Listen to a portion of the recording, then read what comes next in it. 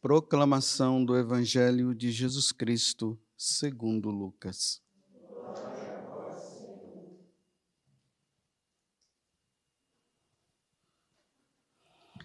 Naquele tempo, disse Jesus à multidão: Ninguém acende uma lâmpada para cobri-la com uma vasilha ou colocá-la debaixo da cama. Ao contrário, coloca-a no candeeiro, a fim de que todos os que entram vejam a luz. Com efeito, tudo que está escondido deverá tornar-se manifesto, e tudo que está em segredo deverá tornar-se conhecido e claramente manifesto. Portanto, prestai atenção à maneira como vós ouvis. Pois a quem tem alguma coisa será dado ainda mais, e àquele que não tem será tirado até mesmo o que ele pensa ter. Palavra da salvação.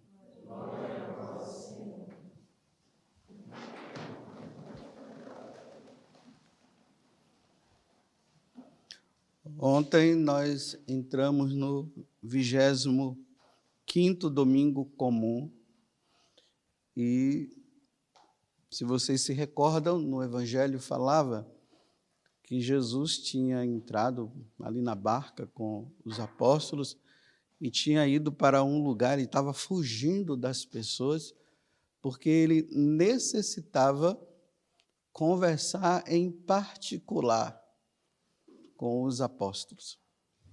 Porque, na verdade, esses 3 anos que Jesus ficou ali com os apóstolos foi justamente para isso. Além daquele trabalho dele de expulsar demônios, curar pessoas e tudo mais, ele tinha essa missão também de chamar os apóstolos para ensiná-los. E para ensinar, era preciso que isso acontecesse ali no segredo, no coração. A instrução deveria passar assim. Só que os apóstolos eles não faziam parte de uma sociedade secreta, não. As sociedades secretas, elas fazem as suas coisas, tudo ali no escondimento, e fica sempre naquele grupinho, uma coisa assim muito misteriosa, né? E ali vão fazendo as coisas, ninguém sabe o que está acontecendo. O catolicismo não é assim. Primeiro, Deus fala assim ao coração. Deus ele pode falar conosco num retiro, como ele fala conosco também pessoalmente, quando nós estamos rezando, principalmente na oração, na meditação da palavra, naquilo que a igreja já nos deixou como ensinamento, nós precisamos entender, colocar no nosso coração. É assim que Deus vai falando, como ele falava com os apóstolos. Só que chega um momento que não dá mais para ficar no pessoal. É preciso falar, é preciso levar, porque o Evangelho não é a boa nova, não é uma questão somente de um ensinamento que eu recebo para eu ficar em paz. Numa situação de zen. Ai, que bom, agora que lindo.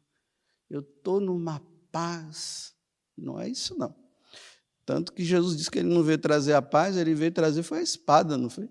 Ele fala isso. Uma vez eu fui num retiro e a pessoa que foi comigo, quando nós voltamos, ela dizia assim para mim: Padre, o que foi que nós viemos fazer aqui mesmo, hein?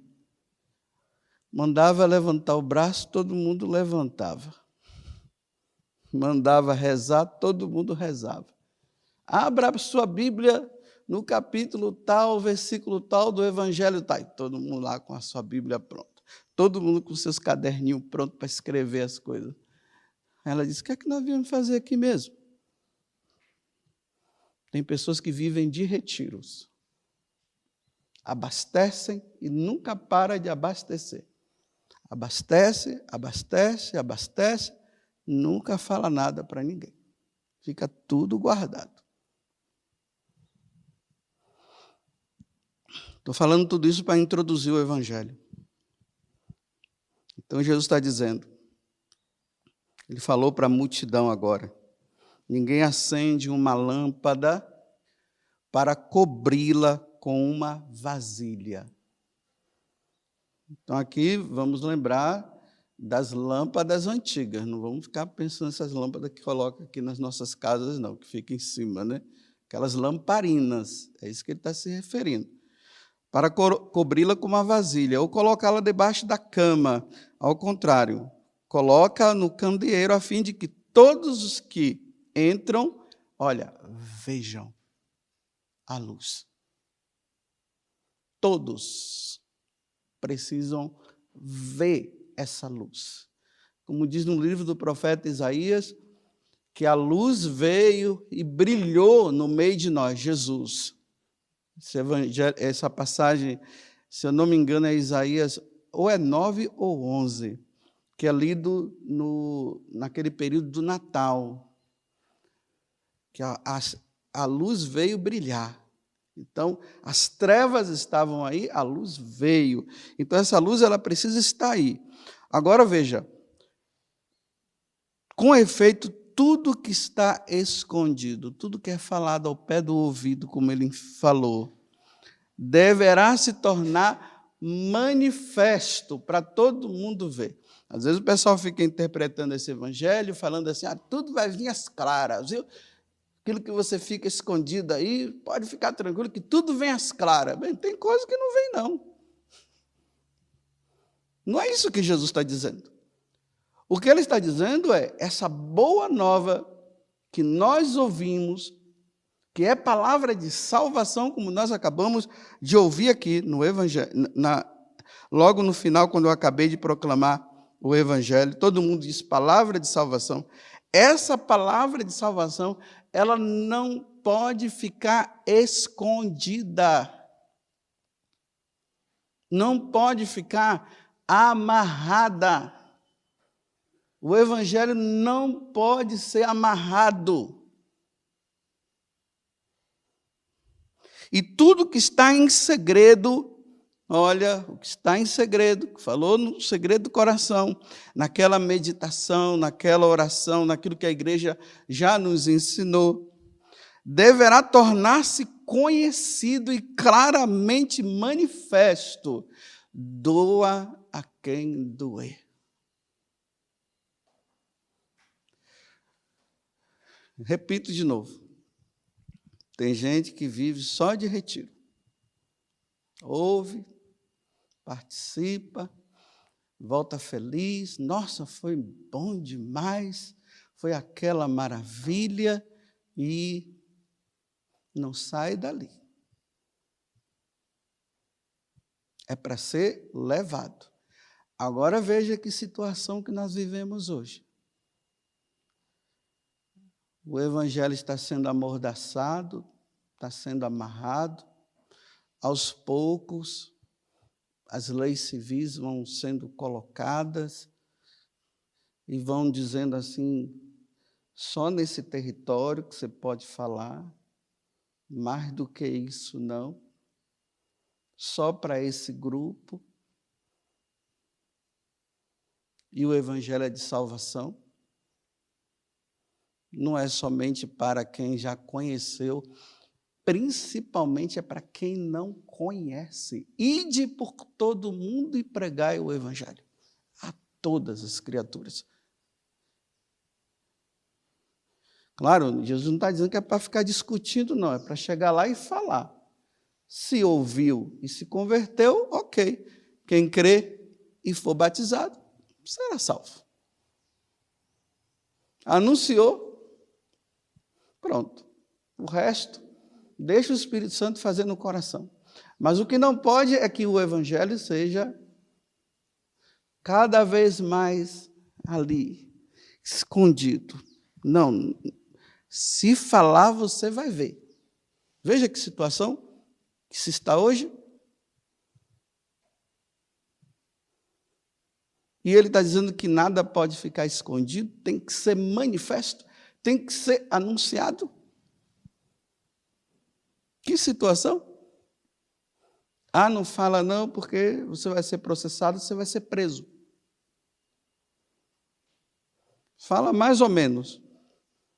E ele está dizendo, tem que ser manifesto, tem que ser dito. Porque ou salva ou não salva. E agora? Que responsabilidade para nós sacerdotes, que responsabilidade para os bispos, que responsabilidade para os missionários, os religiosos e as religiosas. Que responsabilidade. Jesus está dizendo assim, vocês não podem se calar. Aí entra aquilo quando ele envia os apóstolos, né?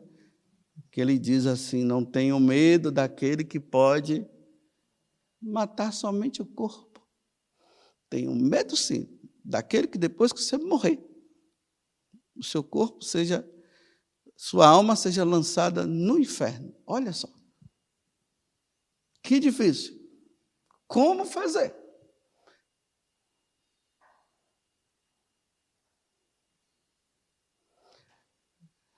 Eu não sei qual foi o filme que um dia eu estava assistindo, que é O Pianista. Eu acho que foi O Pianista, que falava da perseguição dos nazistas aos judeus. E ali no filme vai mostrando, aos poucos, como foi que os nazistas pegaram os judeus. Como foi que eles fizeram? Primeiro, eles começaram a dizer assim para os judeus, olha, nada de vocês ficarem nas praças. Nessas praças vocês não ficam, só nessas. Então começou a dividir, né? Os judeus só podiam ficar naquela praça, naquela de cá não. Dividiu. Depois eles começaram a dizer assim, olha, vocês judeus têm que andar com uma estrela do lado aqui, a estrela de Davi, uma identificação que é a estrela de Davi. Aí começaram a andar com a estrela de Davi. Olha, identificado quem é e quem não é. Depois começaram a dizer, não, vocês agora não podem ficar saindo, vocês vão ficar em casa, tudo em casa. E aí começaram a ficar em casa. E aí agora, com a estrela, se saía, eram presos, então ficaram em casa. Aí depois, eles começaram a entrar nas casas e viam a identificação, prendiam, colocavam naqueles caminhões e eram levados para o centro de concentração. Pronto. Fácil. Foi tão fácil. Agora veja como está o mundo de hoje, um mundo pagão, e por ser um mundo paganizado, é preciso que o evangelho chegue. Por isso, para que os pagãos, se convertendo ao Deus verdadeiro, eles possam se salvar. E nós vivemos hoje um grande dilema. Cuidado com o que você fala. Como é que fica? É fácil pregar o evangelho para o grupinho. Como aquela pessoa falava para mim, o que é que nós viemos fazer aqui mesmo, padre? Engordar os porcos? Engordar, vai engordando. E aí? Se não suscitar dentro de nós uma força interior, aonde nós não temamos pregar o evangelho, Enquanto dentro de nós não surgir um desejo pela eternidade, pelo céu, enquanto nós não entendermos o que significa a perda de uma alma no inferno, e vai ficar lá para sempre, nunca mais sairá de lá. Se nós não nos comprometermos diante desse compromisso que Jesus nos dá, e além do mais, ele ainda diz, aquele que se envergonhar de mim, eu me envergonharei dele diante do meu Pai. Imagina, Jesus dá as costas para mim, que sou sacerdote, para você que é missionário, para você que é religioso, você que é religiosa, simplesmente porque você ficou com medo de anunciar a boa nova. E ele dá as costas. Veja que situação. Pense nisso aí. Pense. Os cristãos de hoje estão sendo treinados a ser medrosos. Não a serem corajosos, mas medrosos. Um medo. Um medo de quê? De perder a vida? Bem, mas que vida? É essa vida ou a outra? Como diz no livro do Apocalipse, a morte, a segunda morte. É essa segunda morte que nós devemos temer. Nós devemos ter medo da segunda morte. Porque a segunda morte é uma condenação que leva para o inferno. Só que lá não morre, lá é um sofrimento eterno. A primeira morte nós não podemos temer. Não podemos. Mas como, meus irmãos? Se nós estamos com medo? Então, a igreja hoje celebra Santo André, Kim e São Paulo Chong. Imagine pregar o evangelho na Coreia. Isso aqui, a Coreia antiga, não é a nova, é a antiga. Mas lá, o evangelho estava começando a chegar. E chegou por meio de leigos. Os leigos levaram o evangelho para lá e sustentaram o evangelho durante muitos anos. Aí o Vaticano, percebendo isso, viu que era necessário que se levasse sacerdotes para lá. Santo André, ele era um coreano. Ele veio de uma família onde os pais ensinavam o evangelho, a boa nova, ensinavam a ser católicos. Eles, e aí o imperador já estava começando a perseguir, porque estava vendo que o número de cristãos estavam aumentando. E aí eles se reuniam nas casas, e foi aí que André foi descobrindo sua vocação. Ele saiu, foi para a França, estudou. Quando ele estava voltando como diácono, ele foi ordenado sacerdote. E aí ele começou. E agora, veja um problema. O imperador perseguindo os católicos. Quem se declarasse católico seria morto. E aí você vê, né? Para eles não tinha isso.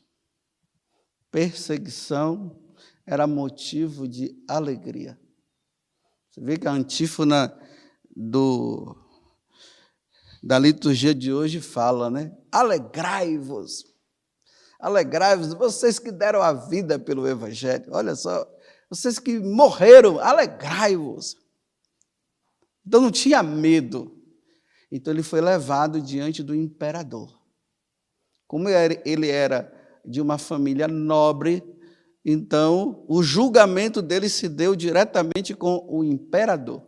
E o imperador forçou ele a renunciar ao evangelho. Disse que não ia renunciar.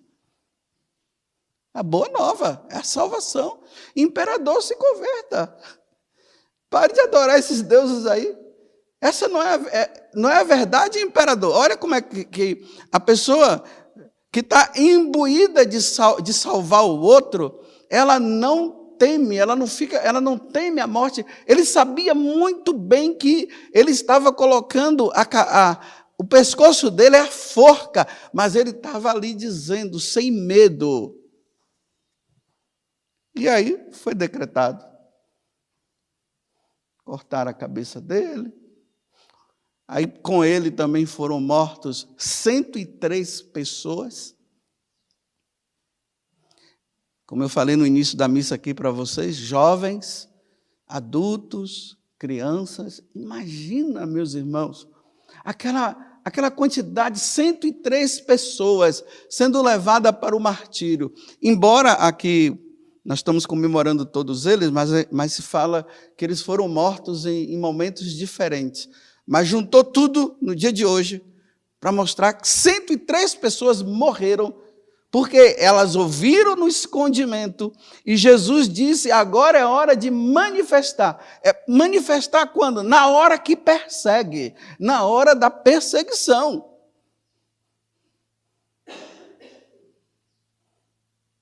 Agora imagina, né, aquelas crianças sendo levadas, adolescentes, jovens, e eles dizendo, vocês vão renunciar? Não, nós não vamos renunciar. E morrendo aqui, outros morrendo lá.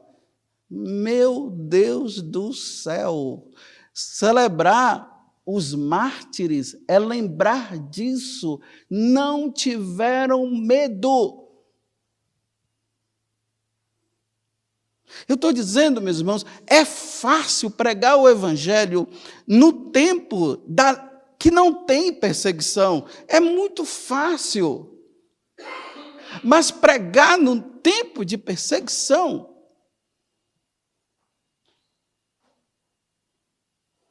como Tertuliano, o imperador Tertuliano dizia, né?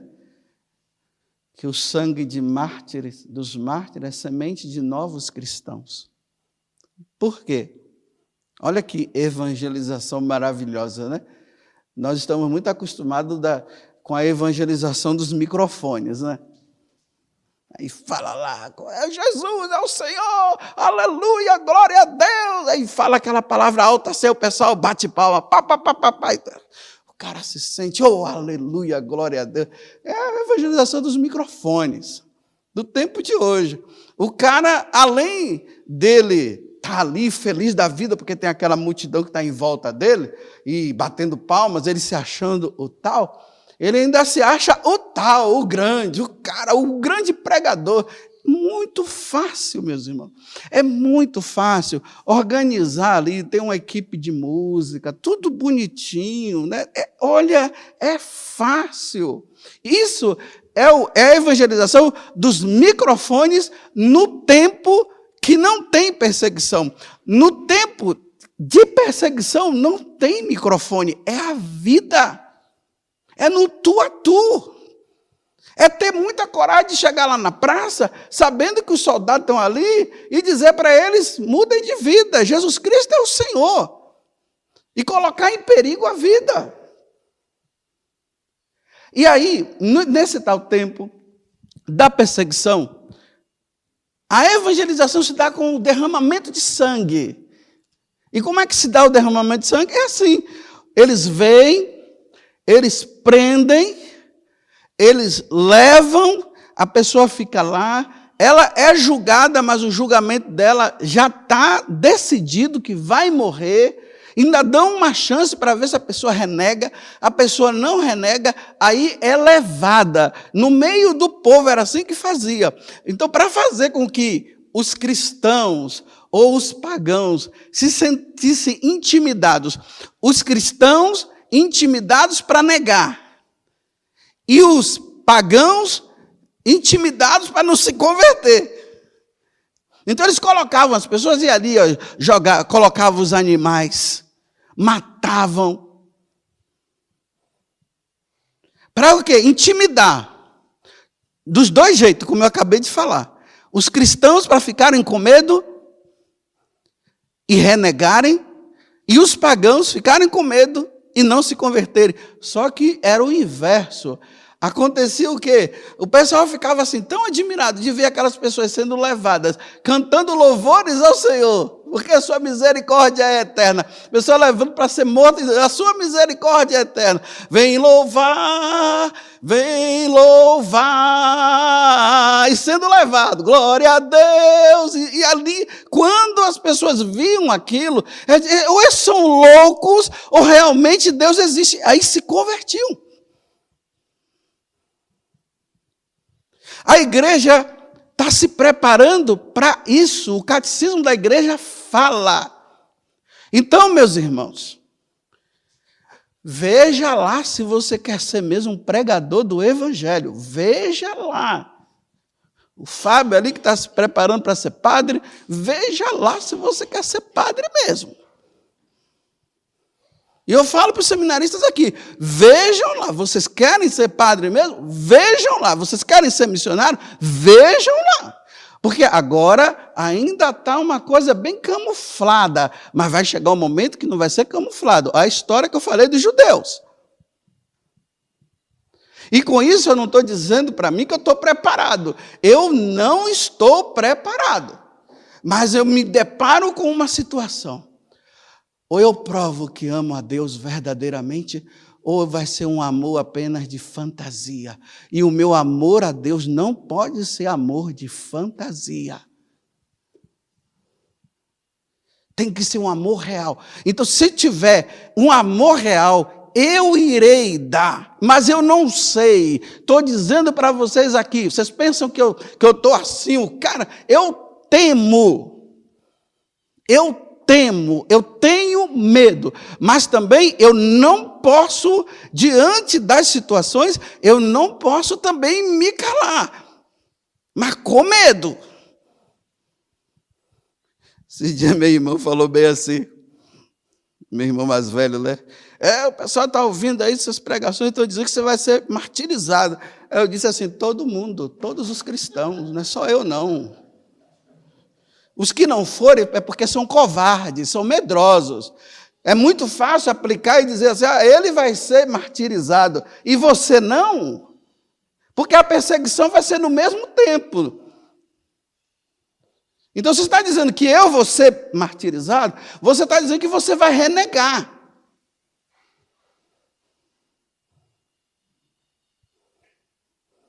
E também eu não sei, né? De repente eu posso negar na hora, não sei.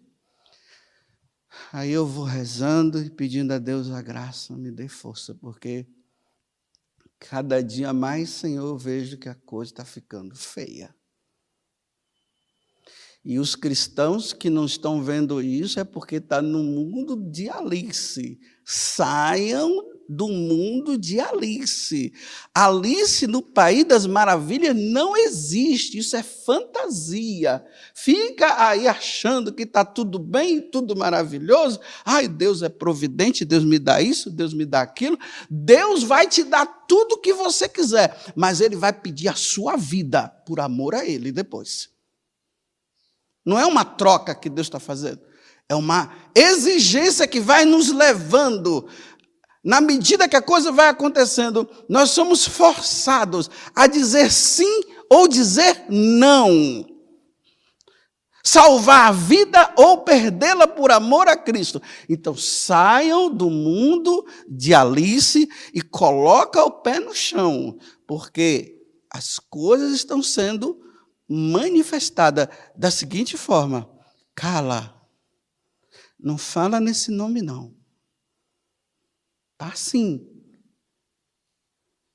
Fale, mas não fale. E Jesus está dizendo, não se cale. E agora, como fazer? Só Deus é quem sabe. Louvado seja nosso Senhor Jesus Cristo. E a nossa Mãe, Maria Santíssima.